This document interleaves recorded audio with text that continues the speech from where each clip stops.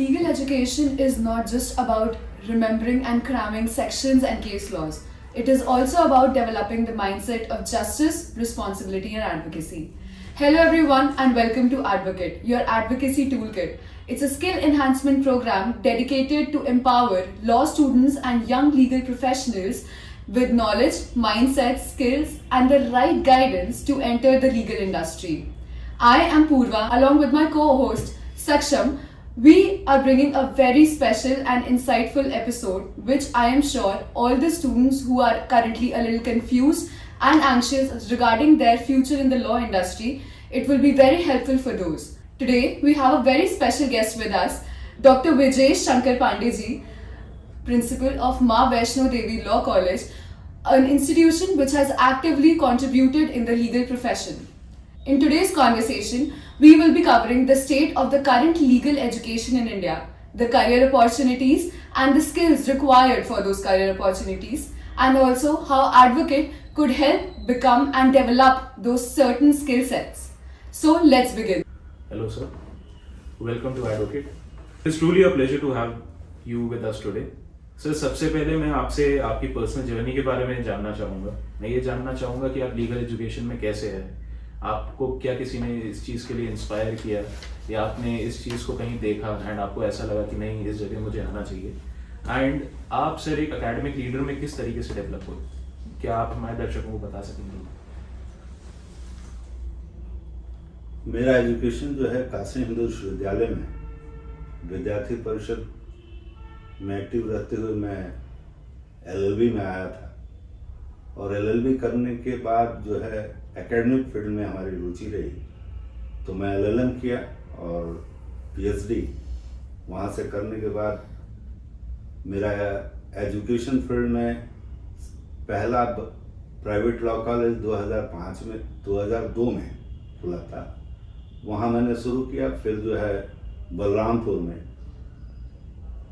करीब 17-18 साल मैं एज ए असिस्टेंट प्रोफेसर रहा, और यहाँ मैं 6 महीने से माँ वैष्णो लॉ कॉलेज ज्वाइन किया. सर जी सर थोड़ा हम जानना चाहेंगे कि आप इस जर्नी में आए कैसे. आपको क्या किसी ने इंस्पायर किया था इसके लिए, या आपको ऐसा लगा कि लॉ करना चाहिए कुछ देखकर? क्या नहीं, लॉ के प्रति हमारा रुझान 2 कारणों से था. एक तो राजनीति में हमने ये देखा कि जितने वर्ल्ड में डेवलप लीडर थे वो कहीं ना कहीं महात्मा गांधी हुए, जवाहरलाल नेहरू हुए, पटेल हुए, वो लॉ के फील्ड से थे.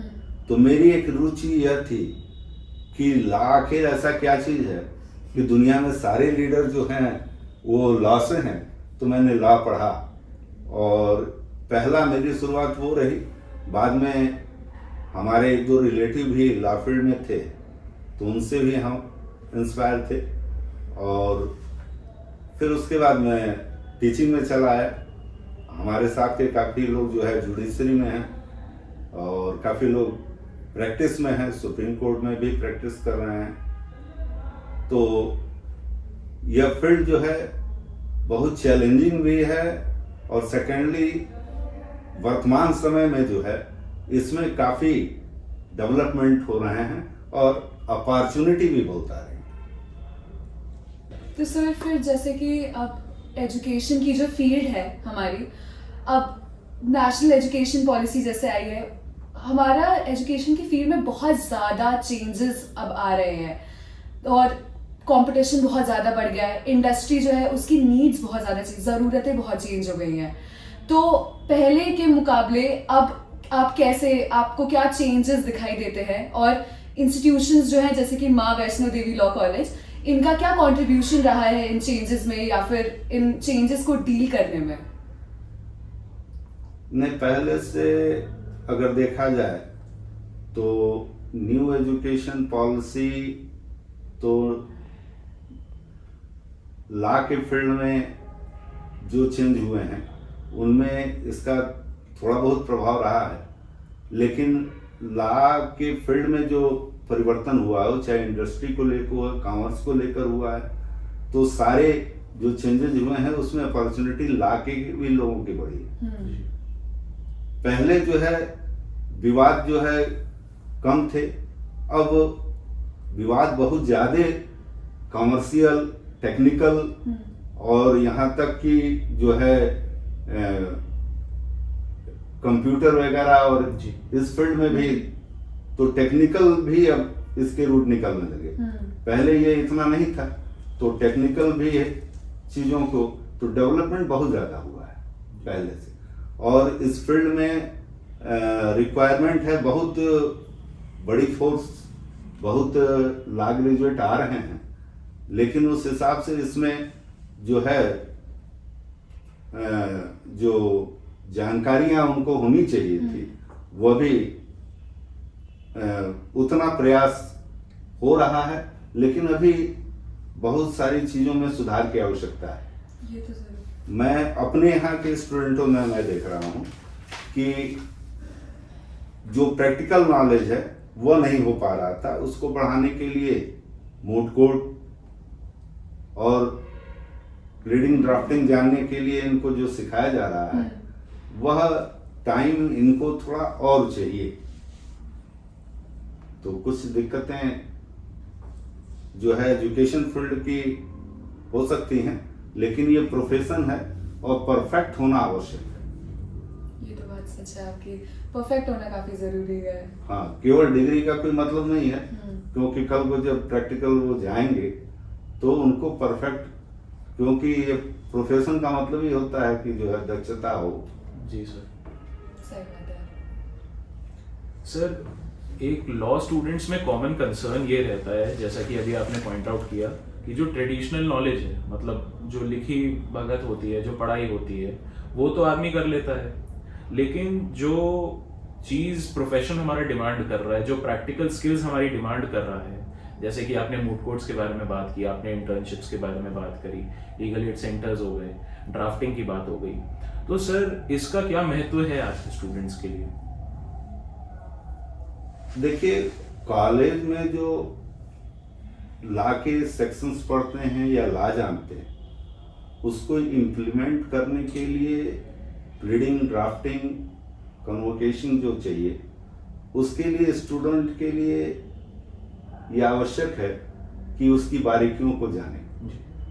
अब स्टूडेंट प्लीडिंग लिख रहा है तो हमको क्या कन्वे करना है अगले को, यह जानकारी होनी चाहिए। और प्लीडिंग में अनावश्यक बहुत लंबा लोग लिखते हैं, तो जिसको कन्वे करना है, असली चीज कन्वे नहीं होता है। कोर्ट में भी जो प्लीडिंग ड्राफ्टिंग है वह बहुत लंबी नहीं होनी चाहिए जी। तो मुझे किस चीज के लिए लिखा जा रहा है और क्या है, अगले को क्या कन्वे होगा, ये महत्वपूर्ण होता है। और इसके लिए प्लीडिंग ड्राफ्टिंग पर ज्यादा जो है स्टूडेंट को जानने की आवश्यकता है। जानने की आवश्यकता है। जी सर। सर, तो जैसा अभी आपने पॉइंट आउट किया प्लीडिंग एंड ड्राफ्टिंग के लिए जो ये लीगल स्किल्स रिक्वायर्ड है प्रैक्टिकल वर्ल्ड में, इसके लिए स्टूडेंट इनिशिएटिव क्या ले सकता है अपने end से, जब वो लॉ स्कूल में अपनी LLB की तैयारी कर रहे हैं? देखिए, LLB में आते हैं जो स्टूडेंट लॉ की डिग्री तो ले लेते हैं, लेकिन जो है उसके बाद जब उनके अलग अलग इंडस्ट्री में जाना है, प्रैक्टिस में जाना है, तमाम तरह के फील्ड में जाना है, जुडिशियरी में जाना है, तो मेन चीज़ उनकी जो है वहाँ पर प्लीडिंग ड्राफ्टिंग इसकी आवश्यकता होती है। तो इंटर्नशिप चल रहा है और ये 15-20 दिन के इंटर्नशिप में तो नहीं होगा, और उनके यहाँ सीनियर के यहाँ जाते हैं तो सीनियर के यहाँ उतना टाइम भी नहीं मिलता है। जी, सही बात। या तो उनकी बेसिक उतनी अगर अच्छी नहीं है तब भी उनको दिक्कतें होती हैं।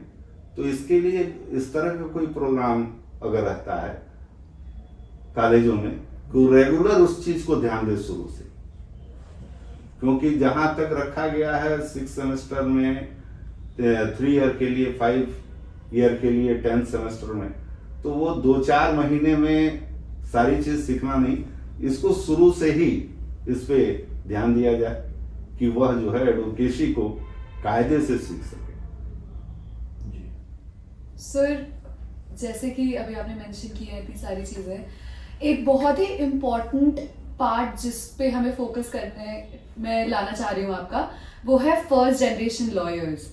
हमारे यहाँ जितने लीगल लॉ स्टूडेंट्स हैं, फर्स्ट उसमें काफ़ी ज़्यादा तादाद है फर्स्ट जनरेशन लॉयर्स की। एंड फर्स्ट जनरेशन लॉयर्स जो आते हैं उनके पास उतने कनेक्शंस नहीं होते हैं जितने कि सेकंड जनरेशन या थर्ड जनरेशन के पास एक एज हो जाती है। तो आप फर्स्ट जनरेशन लॉयर्स को लीगल प्रोफेशन में अपने आप को सेटअप करने के लिए आप क्या एडवाइस देना चाहेंगे? आप उन्हें क्या वो ऐसे क्या चेंजेस या अपने अंदर स्किल्स ला सकते हैं, शुरू से ही डेवलप कर सकते हैं कि उनके लिए अपने आप को इस इंडस्ट्री में इस्टेब्लिश करना इतना ज़्यादा डिफिकल्ट ना हो जितना कि वो होता है अब? नहीं, जैसा हम लोग डिस्कस कर रहे थे तो उसमें ये चीज़ तो है कि जो बिगनर हैं तो पहले जैसे लॉ में उनके फैमिली में हैं तो वो तो जानते हैं थोड़ी बहुत, लेकिन जो नए स्टूडेंट्स हैं जिनका बैकग्राउंड नहीं है उनको वाकई दिक्कतें होती हैं शुरू में। एक तो सही सीनियर की जानकारी या जहाँ जा रहे हैं वो सीनियर उनको टाइम दे पा रहा है कि नहीं, ये महत्वपूर्ण है। तो उनको दिक्कतें आती हैं और उनको यह ध्यान रखना चाहिए कि जो हम प्रैक्टिस में जाना है या इंडस्ट्री में जाना है तो जहाँ भी जाना है तो प्रैक्टिकल जानकारी उनको मिल जाए। इस तरह के सीनियर को देखें जहाँ उनको ये जानकारी प्रॉपर मिले जी। और थ्योरी और प्रैक्टिकल में तो अंतर है, इसमें दो राय नहीं है, लेकिन थ्योरी भी बहुत आवश्यक है। लेकिन प्रैक्टिकल में लागू करने के लिए बहुत सारे स्टूडेंट हैं वो बहुत ही मेहनत से पढ़े लेकिन वो प्रैक्टिस में सफल नहीं हो पाते। उनके लिए जो है इस तरह का ये कहें या सीनियर की जो चूजिंग है उसमें थोड़ा उनको ध्यान देना चाहिए कि वो जान पाएं कि हमारा जो है प्रैक्टिस में लाभ क्या होगा। क्योंकि सीनियर बहुत बड़े सीनियर हैं तो टाइम नहीं दे पाते या उनके पास इतनी केसेस होती हैं। और दूसरी बात है कि जो स्टूडेंट हैं वो सीनियर के चैम्बर में कितना समय देते हैं, सीखते हैं, यह महत्वपूर्ण है। तो सीनियर उनको इतना टाइम दे पा रहा है कि नहीं चैम्बर में, ये भी महत्वपूर्ण है। तो जो एक्सपर्ट्स जो जनरेशन है वो आप जो कह रहे हैं कि जो बिगनर हैं उनको सही रास्ते नहीं मिल पा रहे हैं, ये तो समस्या है उनके लिए। तो वह इसका ध्यान रखें कि सीनियर ऐसा है जो आपको जो है बता भी सके और समय भी दे सके, केवल कोर्ट में नहीं बल्कि उनके जो है चैम्बर में सीनियर के यहाँ समय देना चाहिए जूनियर को, तभी वो सीख पाएगा। जी सर। आई एम श्योर हमारे दर्शक जो कि स्पेशली फर्स्ट जनरेशन लॉयर्स हैं उनके लिए आपकी एडवाइस बहुत ज़्यादा इम्पोर्टेंट और बहुत ज़्यादा इंसाइटफुल रही होगी। सक्षम जी सर जैसा कि मेरी को-होस्ट ने भी अभी पॉइंट आउट किया था, फर्स्ट जनरेशन लॉयर्स के लिए sir this profession is becoming difficult. लेकिन सर क्या है आज कि जैसे हमारे फर्म्स हैं, सीनियर एडवोकेट्स हो गए, in fact recently judgment supreme court ने दिया था जो ऑल इंडिया जजेस association versus union of India में, जिसमें उन्होंने 3 ईयर प्रैक्टिस को मैंडेटरी कर दिया है जुडिशरी के लिए। उसका रीजन ये वो बताते हैं कि जो फ्रेश ग्रेजुएट्स अभी इस फील्ड में आ रहे हैं उनके पास वो प्रैक्टिकल स्किल्स नहीं है। तो सर मैं आपके एक्सपीरियंस से जानना चाहूंगा कि सर वो क्या क्रिटिकल स्किल्स हैं, चाहे ड्राफ्टिंग हो गई, चाहे आपकी रिसर्च हो गई, या क्या वो सॉफ्ट स्किल्स हैं कि एथिक्स हो गए आपकी, किस तरीके से कोर्ट में जाना है, किस तरीके से जज के सामने पेश आना है, या फिर कम्युनिकेशन स्किल्स हो गए जो कि इंसान जो एक फ्रेश ग्रेजुएट है वो इनकलकेट भी कर सकता है और इस चीज के लिए वो काम कैसे कर सकता है आगे। देखिए जुडिशरी में इसके पहले भी 3 साल के फाउंडेशन इसी को देख के लगाए गए थे कि जो स्टूडेंट नए जाते हैं वो प्रोफेशनल इथिक को नहीं जानते, कोर्ट के साथ उनका व्यवहार क्या होना चाहिए इसको नहीं जानते। वह प्लीडिंग ड्राफ्टिंग, ये जो कोर्ट के सिस्टम है उनको नहीं जानते, खासकर प्रोसीजरल सिस्टम को वो नहीं जानते। उसके बाद फिर ये खत्म किया गया, फिर इस केस में आया कि नहीं साहब जो है इनको ये किया जाए, 3 साल ये जाएं कोर्ट में, कोर्ट के कंडक्ट को प्रोफेशनल एथिक को ये समझे। लेकिन समस्या ये है कि जो पढ़ाई है सिस्टम वही है, और जो प्रैक्टिशनर को लेना था वह न जाकर के जो तैयारी कर रहे हैं वही चले जाते हैं। जी। जो प्रैक्टिशनर हैं वह या तो उनके टाइम ज्यादा लग जाता है सीखने में, और इसका सिस्टम एक डेवलप अगर होता है कि वह जो प्रोफेशन की आवश्यक चीजें हैं वह प्रॉपर में जान जाए तो उनके लिए आसानी होगी। सीनियर चूज करना और प्रोफेशनल सिस्टम को जानना, इसके लिए आवश्यक है कि इस तरह का कोई जो है सिस्टमैटिक तंत्र भी डेवलप हो जो उनका फायदा हो। जो न्यायालय चाहती है वह चीज पहले भी न्यायालय ने लागू किया, जुडिशरी में 3 साल का, फिर हटाया, फिर लागू किया, लेकिन उसका अल्टीमेट रिजल्ट क्या आएगा, जो न्यायालय चाहती है क्या वह हो रहा है, यह अभी देखना बाकी है। जी सर। लेकिन इसके लिए यह जरूरी है कि जो लॉ के स्टूडेंट हैं वो प्रोफेशनल चीजों को जाने, इसके लिए प्रयास होना चाहिए। जी सर। सर जैसा आपने पॉइंट आउट किया अभी कि प्रोफेशनल स्किल्स को जाने वो, तो सर अभी बहुत सारे स्टूडेंट्स तो ऐसे हैं जो अभी अपने 5 ईयर एलएलबी या 3 ईयर एलएलबी में होंगे, सर उनके लिए आप क्या एडवाइस करेंगे कि इस तरीके से मतलब वो सॉफ्ट स्किल्स कैसे डेवलप कर सकते हैं, कि वो इन सब चीजों को जान कैसे सकते हैं, इसके आगे वो जाएंगे कैसे? देखिए, इस प्रोफेशन में लॉ की जो बेसिक चीजें हैं वह तो जानना पड़ेगा। जो नए हैं, जिनका बैकग्राउंड लीगल प्रोफेशन का नहीं रहा है, उनके लिए वास्तव में एक बहुत बड़ी चुनौती है, बहुत बड़ी समस्या है। उनके लिए जो है, जो टीचर्स हैं, जो मेंटरशिप है वहां से भी मिलना चाहिए, और ये हमारा प्रयास रहता है कि मैं अपने स्टूडेंट को टीचर्स के माध्यम से उनको सलाह मिलता रहे। तो टीचर, जो लॉ के प्रोफेसर्स हैं या टीचर्स हैं, और स्टूडेंट के बीच कनेक्शन होना चाहिए, और जो प्रैक्टिकल लॉयर्स हैं उनका भी इंस्टीट्यूशन में योगदान होना आवश्यक है।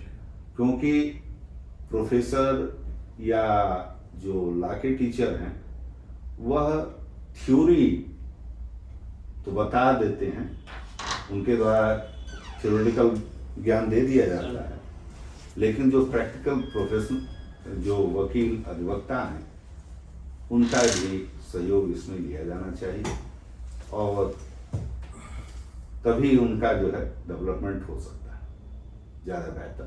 नए लोगों जी सर। जो पुराने हैं उनको तो भाई फैमिली से और इससे बैकग्राउंड मिला हुआ है। सर जैसे कि अभी अब इतनी चर्चा अगर हो ही गई है 3 साल वाले रूल के ऊपर, तो मैं इस पे आना चाहूँगी कि जो हमारे लास्ट ईयर के स्टूडेंट्स हैं स्पेशली, या पेनल्टीमेट ईयर के 4th ईयर के स्टूडेंट्स हैं, तो उनके लिए बहुत ज़्यादा प्रॉब्लमैटिक सिचुएशन एक बन गई है, क्योंकि अब वो हमेशा से प्रेपरेशन ही करते आए थे शुरुआत से, उनको पता था कि उनको जुडिशरी में जाना है, और अब एकदम से ये रूल आ गया है तो वो थोड़े से खो गए हैं, लॉस्ट हो गए हैं। तो वो स्टूडेंट्स वापस से ये कॉलेज लाइफ का, जो कॉलेज में है, वो जो कॉलेज लाइफ जी रहे हैं अभी इस टाइम पे, उनका वो ट्रांजिशन लीगल इंडस्ट्री में, लीगल प्रोफेशन में कैसे उनको, वो अब क्या कैसा कर सकते हैं कि वो 3 साल वाली चीज़ को अब या प्रिपरेशन वाली चीज़ को अब वो सही से वापस इंडस्ट्री में स्टेप इन कर सके, और एडवोकेट कैसे हेल्प कर सकता है स्टूडेंट्स को इस प्रॉब्लम में? नहीं, इसके लिए तो अगर कोई इस तरह का प्लेटफॉर्म अगर डेवलप होता है जी कि जहाँ जो अधिवक्ता हैं उनका सहयोग रहे, जिसके माध्यम से जो है जो हमारे स्टूडेंट हैं वह जो इंटर्नशिप का जो लाभ होना चाहिए वह उतना नहीं मिल पाता, सच्चाई है। तो अगर इस तरह का कोई प्लेटफॉर्म रहे जहां वो जल्दी सीखें और प्रैक्टिस से जो उनका जुड़ाव है वह हो सके और वो इंडस्ट्री में जाने लायक भी बने, तो इस तरह का एक प्रयास अगर होता है तो वह होना चाहिए जिसमें अधिवक्ताओं का योगदान रहे, क्योंकि ये इस प्रोफेशन में अधिवक्ता उतना समय नहीं दे पाता, लेकिन एक प्लेटफॉर्म बनना चाहिए भविष्य। ज़रूर, जैसे कि आपने जो जितनी भी स्किल्स के बारे में अभी तक बात करी है, चाहे वो ड्राफ्टिंग की हो गई, प्लीडिंग्स की हो गई, या इवन एक सही सीनियर को चूज करना भी अपने आप एज अ मेंटोर, एक मेंटोर की तरह, एक गुरु की तरह, वो स्किल्स हम डेफिनेटली एडवोकेट पे प्लेटफॉर्म पे we are providing, and I would urge everybody to go check the website out. Sir, conclusion से पहले आप कोई एक ऐसा मैसेज देना चाहते हो जो बच्चे देख रहे हैं हमारे इस वीडियो को? जैसे लॉ स्टूडेंट सर बहुत अभी खो चुके हैं, बहुत एंग्शियस हैं कि फ्यूचर में क्या करना है उनको, कभी कभी सेल्फ डाउट आ जाता है इंसान पे, वो खो जाता है उसी में कि कैसे होगा आगे इस प्रोफेशन में। तो सर एक एडवाइस जो आप ऐसे स्टूडेंट्स को देना चाहेंगे? देखिए, इस फील्ड में जो है बहुत ब्रॉड चांस है और स्टूडेंट्स जो हैं प्रैक्टिस में आने से थोड़ा सा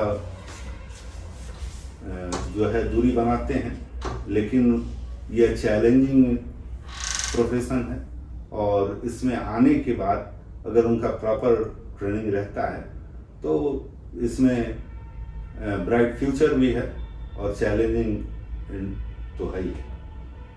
जी sir, thank you so much sir हमारे साथ आज ये इंटरव्यू करने के लिए, एंड आई एम श्योर ये कॉन्वर्सेशन जितने भी हज़ारों लॉ स्टूडेंट्स हमारे एपिसोड देख रहे होंगे उनके लिए बहुत ज़्यादा इंसाइटफुल रही होगी और बहुत ज़्यादा हेल्पफुल रही होगी। If you really like this episode, please like the video, share your thoughts and your feedback, and subscribe to the Advocate channel. And until next time, keep learning, keep advocating, and keep believing in the power of law. Thank you so much, sir. Thank you.